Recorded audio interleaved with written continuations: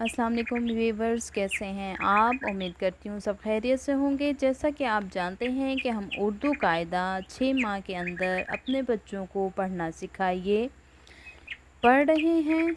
इसका सफ़ा नंबर 3 बराए शनाख्त हम पढ़ चुके थे। आज हमने पढ़ना है हरूफ के पैवंद, यानी कि हरूफ और फिर उनके सिरे।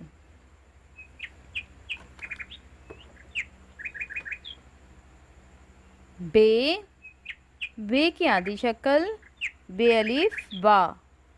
काफ की आधी शक्ल काफ अलिफ का।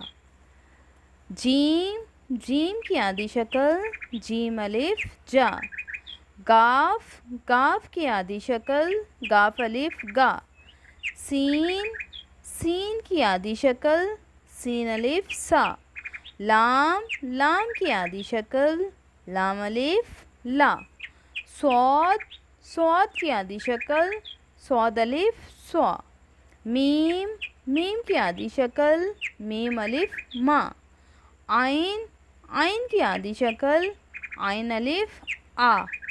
नून की आधी शक्ल नून अलिफ ना।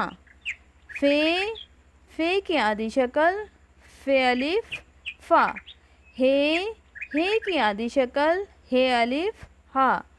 काफ की आधी शक्ल काफ अलिफ का। ये की आधी शक्ल ये अलिफ या। आज का सबक यहीं ख़त्म हुआ। मिलते हैं नेक्स्ट वीडियो में। अस्सलाम वालेकुम वरहमतुल्लाहि वबरकातुहू।